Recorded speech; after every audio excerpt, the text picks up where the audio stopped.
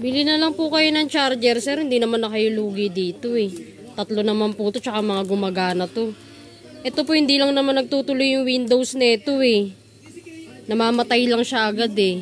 Yan lang po issue niya. Pero good yung LCD po niya, tsaka yung keyboard. Good po yan.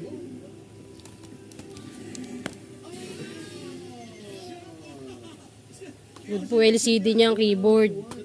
Hindi lang nagtutuloy ito sa sa Windows niya. Ito naman po ilaw lang siya. Wala siyang display. Hindi ko alam kung RAM or ano. Benta as defective po yan. Kaya nga po binibenta ko na ng ng package eh. Ito po good battery. Yung keyboard lang yung issue niya.